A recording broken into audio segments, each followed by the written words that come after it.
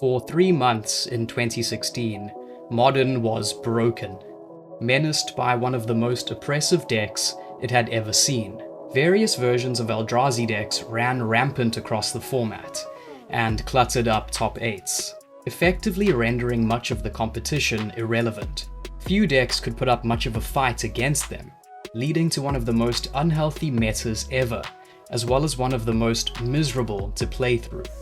This is the story of how and why that happened. This is the story of Eldrazi Winter. But to understand this deck's dominance, we have to go back further, with the release of the set Worldwake. It was the second expansion in Zendikar block, a world with an adventure theme and land-focused mechanics. Worldwake served up more cool designs, most of them involving land effects, but it also produced an odd new land that didn't seem to fit much with the rest of the set, Eye of Ugin. It has two effects. The second is an activated ability for 7 mana that tutors for a colorless creature. The first is a static ability that reduces the mana cost of colorless Eldrazi spells. But at this point, Eldrazi did not exist, so players had no idea what creatures the card was referring to. Eye of Ugin was mostly useless, because there were no Eldrazi around for it to make cheaper. Eye of Ugin was not the first card to tease new card types like this. Tarmogoyf had done it back in Future Sight, mentioning the Planeswalker and Tribal types in its reminder text, even though they would only be released in the following expansion, Lorwyn. Atraxa Grand Unifier would later pull off a similar trick with battles. In other words, at the time, Eye of Ugin had little utility other than creating hype and mystery about what these Eldrazi things were supposed to be. That question was answered by the next set, Rise of the Eldrazi, which took a radically different direction from Zendikar and Worldwake. Story-wise, it saw the Eldrazi titans breaking free and laying waste to Zendikar, represented on cards in the form of massive, colorless, high mana value creatures. At the time, they represented the biggest creatures ever, boasting devastating effects like Annihilator.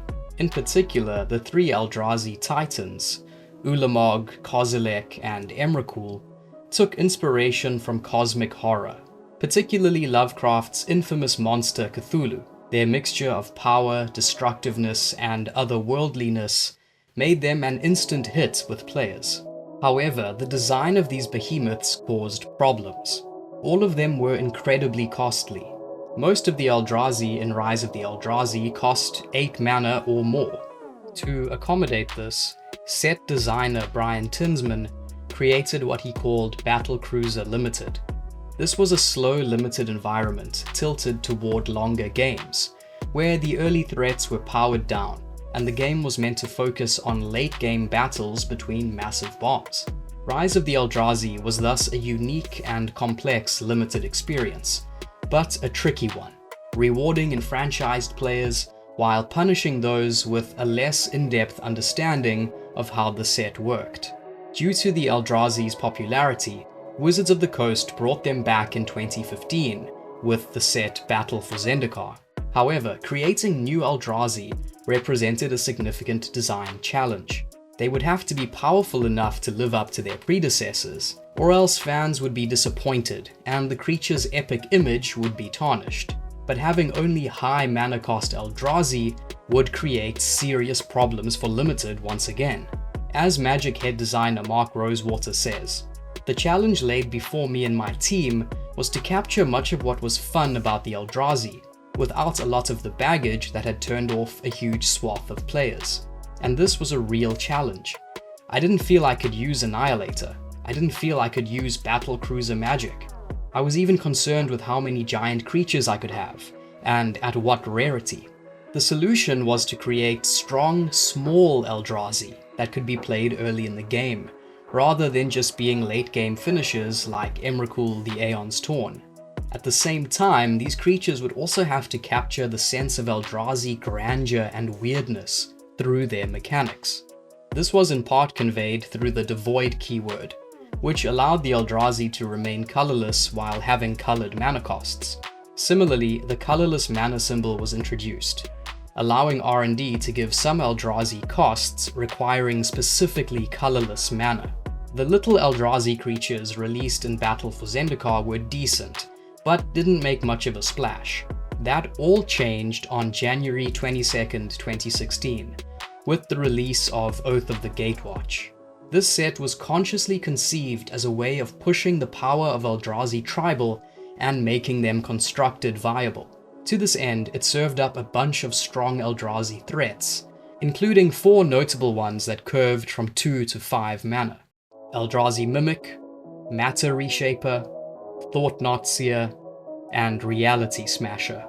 These creatures were all formidable and very creative. Their design stemmed from Wizards of the Coast's goal of making the Eldrazi unique, powerful, and fundamentally different from other Magic creatures, while also ensuring that the colorless mechanic in Oath of the Gatewatch had a distinct identity. The intention was to create Eldrazi creatures that felt alien, unpredictable, and almost outside the normal rules of Magic, hence the use of abilities that disrupted the opponent's hand, provided card advantage, and had unusual death triggers. For instance, Matter Reshaper was meant to be resilient and generate uncertain value upon dying. Its ability reflected the chaotic, unknowable nature of the Eldrazi. When it died, the player either got a free permanent, if it was a cheap creature or land, or a card drawn if it was anything else. This made it feel unpredictable while still being a value engine, ensuring that opponents couldn't deal with it cleanly without the Eldrazi player gaining some sort of advantage. Similarly, Thought-Knot Seer was designed as an Eldrazi take on traditional hand disruption effects like Duress or Vendilion Click. However, instead of simply stripping an opponent's best card, it had an alien twist. The opponent got to draw a card after losing one if Thought-Knot Seer left the battlefield. This gave it a pseudo-balance, ensuring that the Eldrazi player didn't generate pure card advantage. But in reality, this ability was incredibly powerful, because it let the Eldrazi player selectively remove the opponent's most important card, often a removal spell, combo piece, or answer, before they even got a chance to use it. Combined with the fact that Thought-Knot Seer was a 4/4 for just 4 mana, it was an absurdly efficient tempo play.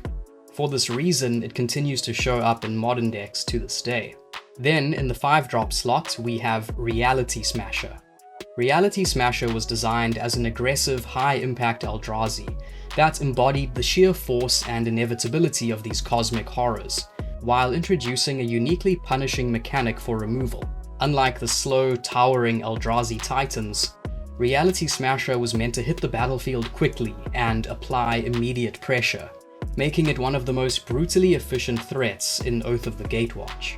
Its combination of trample and haste ensured it would impact the game the moment it was played, breaking past blockers and dealing immediate damage, while its discard taxing ability added a layer of resilience that made it difficult to answer cleanly. This ability, forcing an opponent to discard a card whenever they targeted it with a spell, was an elegant twist on traditional hexproof and shroud mechanics, making removal spells feel costly rather than outright ineffective. From a design perspective, this mechanic fit perfectly within the Eldrazi's chaotic and disruptive identity, reinforcing the idea that interacting with them was never simple or fair. It would also pave the way for the ward mechanic. In competitive play, Reality Smasher became a nightmare for control and mid-range decks, which relied on spot removal to stabilize the board. However, when these creatures were first previewed, they didn't cause that much of a reaction.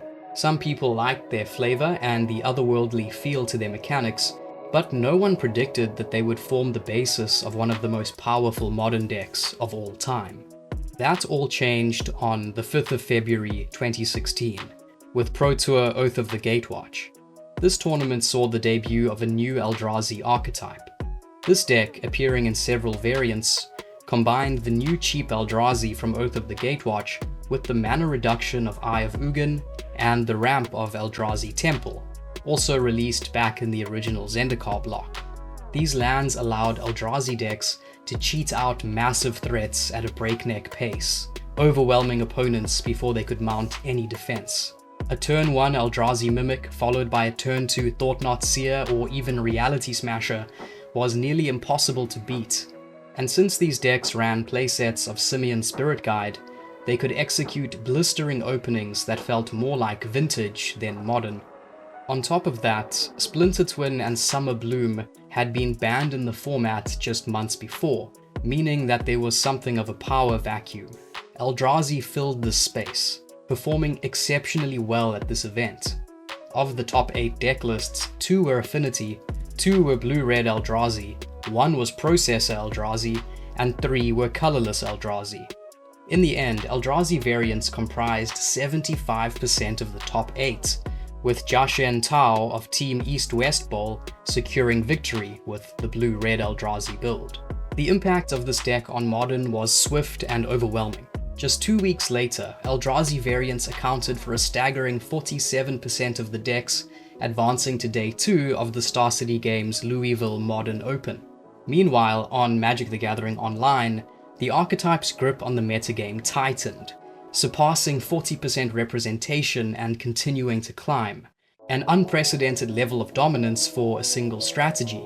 Eldrazi's meta share would only be surpassed 8 years later in 2024, during the heyday of Boros Energy, just prior to the banning of Amped Raptor and the One Ring. The weeks that followed became known as the Eldrazi Winter. The term Eldrazi Winter drew inspiration from past infamous metagame shakeups in Magic history, particularly Combo Winter during Urza's Saga, and the second wave of combo dominance brought on by Mirrodin Affinity. The term would later lend itself to the names Hogark Summer in 2019 and Nadu Summer in 2024, similarly dysfunctional eras in Magic history. By late February 2016, Star City Games' modern events were completely dominated by Eldrazi variants, with decks like White-Blue Eldrazi, Bant Eldrazi, Blue-Red Eldrazi, and Red-Green Eldrazi making up an astonishing 57% of the top 32. Over that same weekend, Eldrazi strategies accounted for 47% of the entire tournament field. Then, on the weekend of March 6th, 3 modern Grand Prix were held, in Melbourne, Bologna, and Detroit. There were 24 players who had top 8 performances across these 3 events, 14 of whom were playing Eldrazi, including 2 of the 3 winning decks. At this point, it was clear that action needed to be taken. The ban hammer came down on April 4th, 2016, eliminating Eye of Ugin from Modern for good. Deprived of their most efficient mana cost reduction effect, the Eldrazi decks became significantly less powerful. While these strategies remained viable in Modern afterward, they were no longer overwhelmingly dominant, and the format regained diversity. Thus ended the Eldrazi Winter. Eldrazi Winter was more than just a dominant metagame shift. It was a historic reckoning for Modern as a format, exposing how easily a single set could destabilize an entire ecosystem when paired with under-evaluated existing cards. Consequently, the banning of Eye of Ugin remains one of the most important lessons in Magic's design history, demonstrating the dangers of cost reduction mechanics combined with fast mana sources and aggressive threats. Eye of Ugin serves as a cautionary tale, a card that went from being completely unplayable in 2010 to one of the most overpowered lands in Magic history 6 years later, all because of a single set's unintended synergy. Hopefully it's some time before the cold wind starts blowing again and the next real winter descends on Modern. Thanks for watching.